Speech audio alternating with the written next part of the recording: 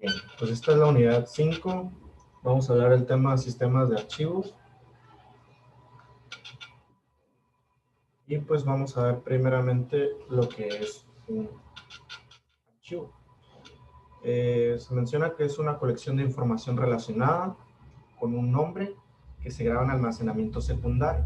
Es la unidad más pequeña de almacenamiento secundario lógico. En otras palabras, no puede escribirse datos en el almacenamiento secundario a menos que se encuentren dentro de un archivo.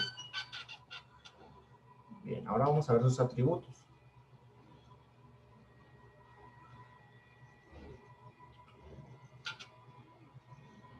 El nombre. El nombre de archivo simbólico es la única información que se mantiene en un formato legible por parte de las personas. Este pues es el que todos vemos dentro de un archivo, ya sea el nombre que le pongamos a un archivo de Word, el que nosotros vayamos a elegir. El identificador normalmente es un número, identifica el archivo dentro del sistema de archivos.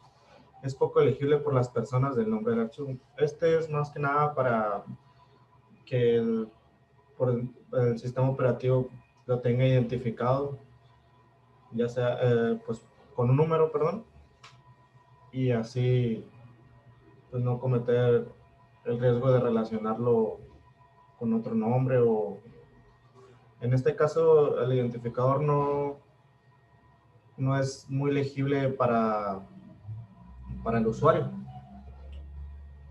El tipo. Esta información es necesaria para los sistemas que soporten diferentes tipos de archivos. La ubicación. Es un puntero a un dispositivo y la ubicación del archivo dentro de dicho dispositivo. El tamaño. Este atributo expresa el actual del archivo, ya sea pues en bytes, palabras o bloques y posiblemente el tamaño máximo permitido. La protección se refiere en cuanto a la información de control de acceso que determina quién puede leer el archivo, escribir el archivo, ejecutarlo, es decir, los permisos que nosotros otorguemos a este usuario para que pueda realizar cambios dentro del archivo. Fecha, hora, identificación del usuario. Esta información más que nada es para pues ver el historial del archivo, que cuando se modificó por última hora, cuántas veces se ha modificado y pues es más relacionado al tema de seguridad este atributo. El archivo como tipo abstracto de datos. Se dice que para definir un archivo apropiadamente debemos considerar las operaciones que pueden realizarse con los archivos. El sistema operativo puede proporcionar llamadas al sistema para crear, escribir, leer, reposicionar, borrar y truncar archivos.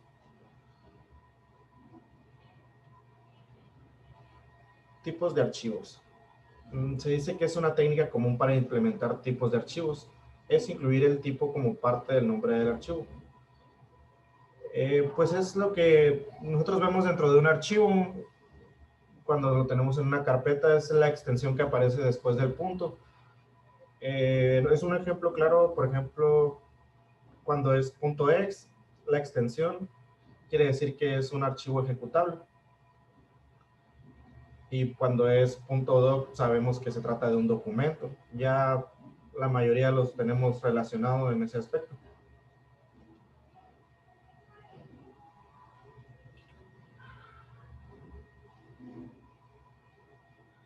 Estructura de los archivos.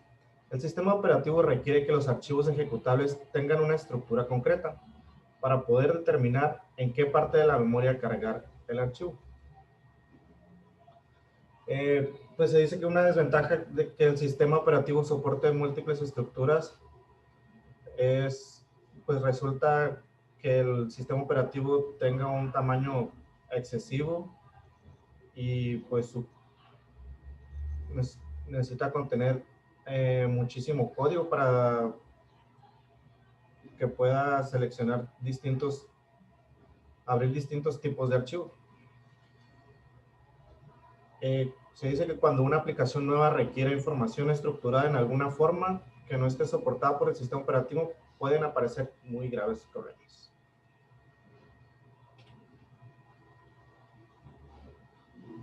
Estructura interna de los archivos.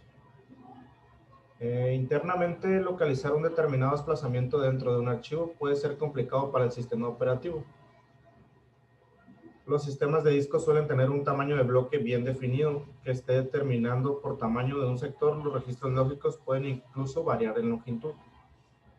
Una solución común a este problema consiste en empaquetar varios registros lógicos dentro de los bloques físicos.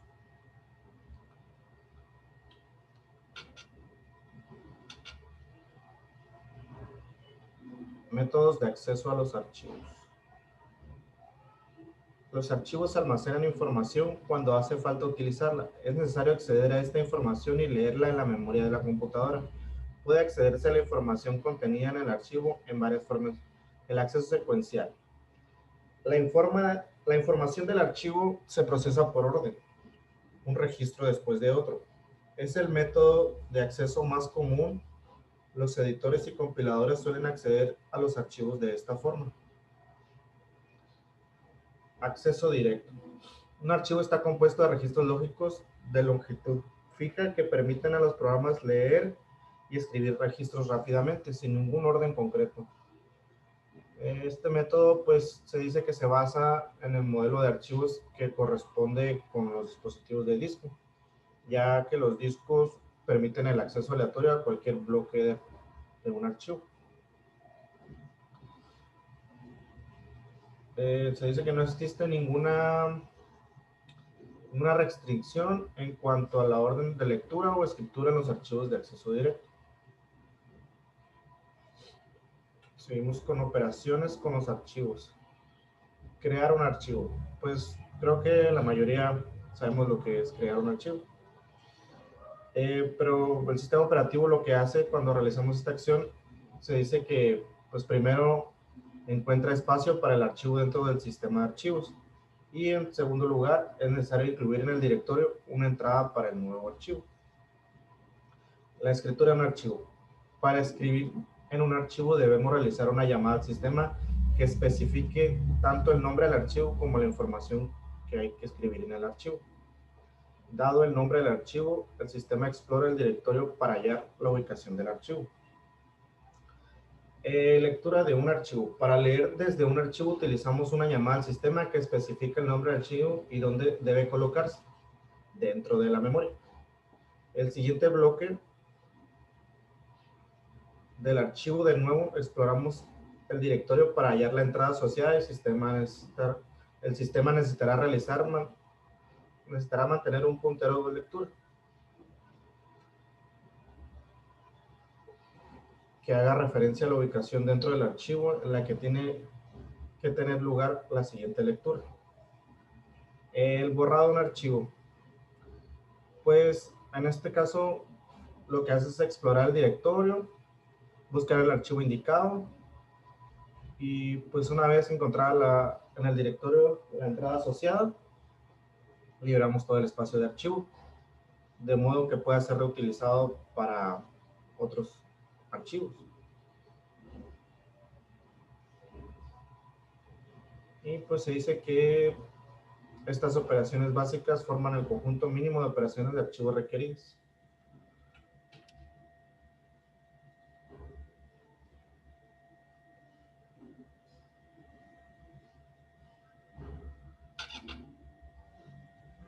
Directorios. Es considerada como una tabla de símbolos que traduce los nombres de archivo a su correspondiente entrada en directorio.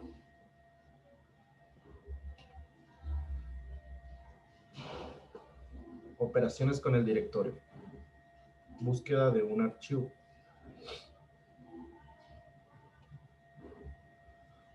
Los archivos tienen nombres simbólicos y los nombres similares pueden indicar que existe una relación entre los archivos. También queremos poder encontrar todos los archivos cuyos nombres se correspondan con un patrón concreto. Crear un archivo. Es necesario poder crear nuevos archivos y añadirlos a los directorios. Borrar un archivo es cuando ya no es necesario, queremos poder eliminarlo del directorio y pues ya no nos funciona. Listar un directorio. Esto es más que nada para numerar los contenidos de directorio y pues el contenido de la entrada de directorio correspondiente a cada uno de los archivos de lista. Para nombrar un archivo, el usuario tiene que poder cambiar el nombre cuando el contenido del uso del archivo varíe. Se menciona que también al modificar el nombre del archivo, se puede modificar su posición dentro de la estructura del directorio. Recorrer el sistema de archivos. Resulta conveniente guardar el contenido, la estructura de todo el sistema de archivos en intervalos regulares. A menudo este suele hacer copiando todos los archivos en una cinta magnética. Esta técnica proporciona una copia de seguridad para el caso de que produzca pues, un fallo en el sistema, como ya sea de energía, que hay un corte de electricidad dentro del sistema.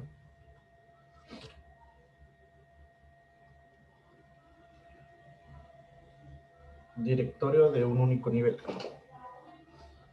Todos los archivos están contenidos en el mismo directorio, que resulta fácil de mantener y de comprender. Un directorio de único nivel tiene limitaciones significativas. Cuando el número de archivos se incrementa o cuando el sistema tiene más de un usuario, puesto que todos los archivos se encuentran en el mismo directorio, deberán tener nombres distintivos.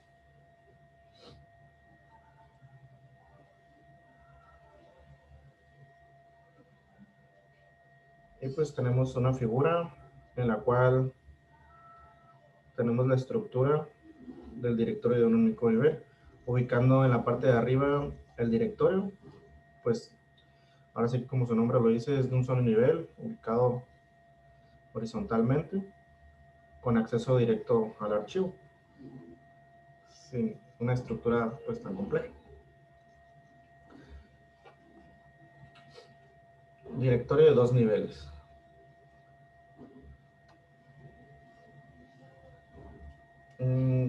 Se dice que este es para evitar la confusión entre los nombres de archivos de los distintos usuarios. La solución en este caso consiste en crear un directorio separado para cada usuario.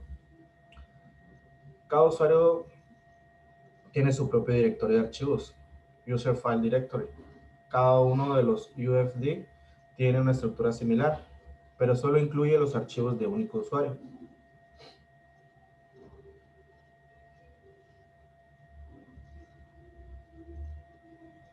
Pues tenemos aquí la imagen, la figura, que estructura directorio en dos niveles. Aquí tenemos en la parte de arriba el directorio maestro de archivos que ubica a los usuarios y el directorio de archivos del usuario, el correspondiente a cada usuario. Esto pues con la intención de separar por usuario cada directorio de archivos.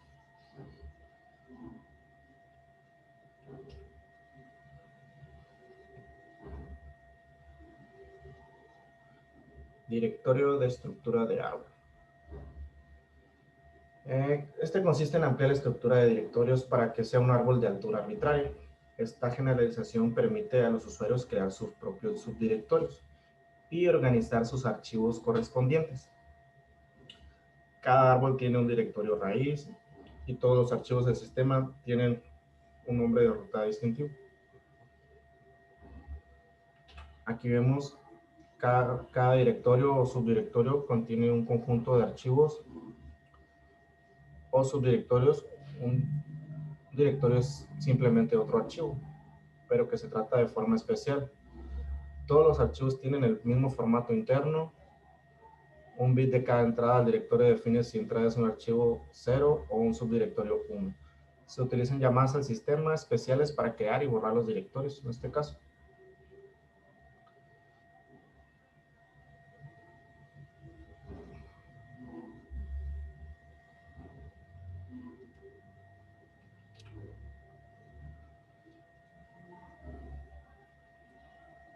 Directorio de un grafo acíclico. Los archivos asociados con dicho proyecto pueden almacenarse en un subdirectorio, separándolos de otros proyectos y archivos de los programadores. El subdirectorio común debe ser compartido. Cada directorio o archivo compartido existirá en el sistema de archivos. en dos o más lugares simultáneamente. Este grafo es más que nada para que compartan los subdirectorios de archivos y sí, archivos y subdirectorios compartidos pueden implementarse de diversas formas. Pues una manera de ejemplificar por muchos es el sistema de Unix, que consiste en crear una entrada de directorio denominada enlace, que es un link. Un enlace, pues en la práctica es como un puntero a otro archivo o subdirectorio.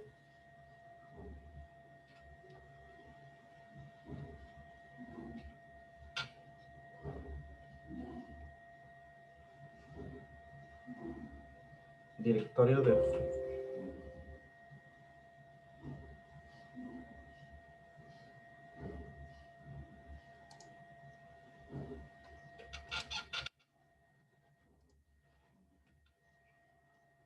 directorio de forma de grafo general.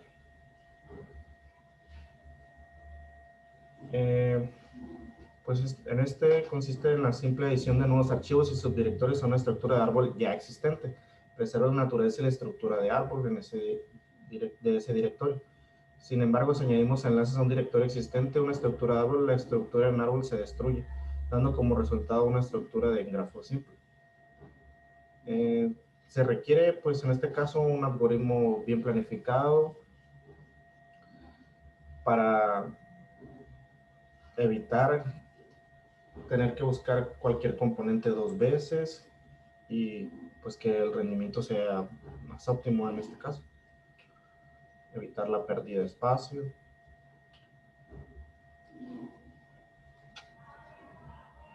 Montaje del sistema de archivo.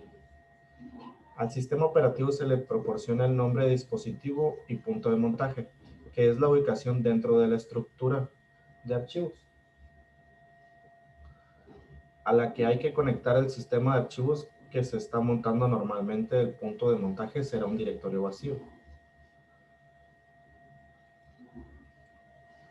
En este caso, el sistema operativo verifica que el dispositivo contiene un sistema de archivos válido para ello.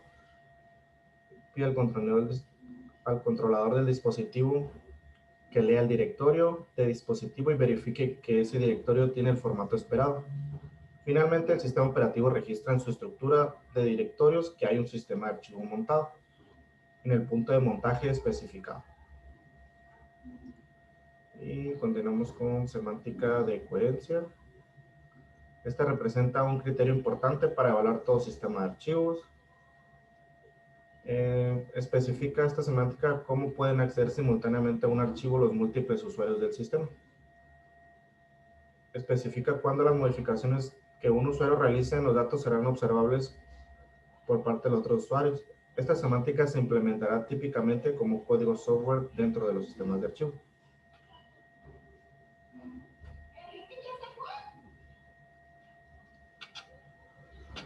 Protección. Tipo de acceso.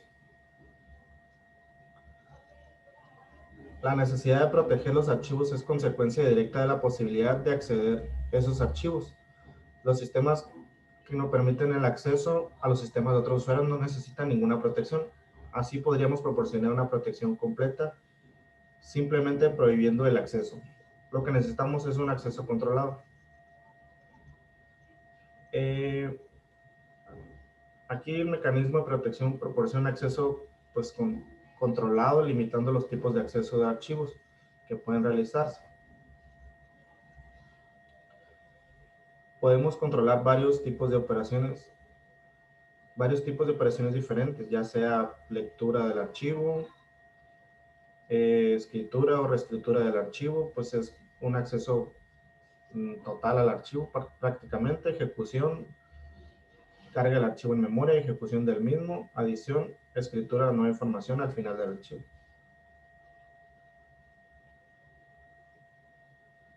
Borrado del archivo y liberación del espacio para su posible reutilización, listado del nombre y atributos del archivo. Y protección, control de acceso. Esta es una técnica, bueno, la técnica más común para resolver la protección consiste pues en hacer el acceso depende de la identidad del usuario. Los diferentes usuarios pueden necesitar diferentes tipos de acceso a un archivo o directorio. Pues para considerar la longitud de la lista de control de acceso, muchos sistemas clasifican a los usuarios en tres grupos respecto al archivo: el propietario, el usuario pues que hace el archivo, que tiene pues con total acceso. Cuando le das permiso a un grupo, pues es un conjunto de usuarios que está compartiendo el archivo y necesita un acceso similar al mismo. Es un grupo o grupo de trabajo. Posiblemente no tengan los mismos permisos que el propietario. Universo, todos los demás usuarios del sistema constituyen el universo.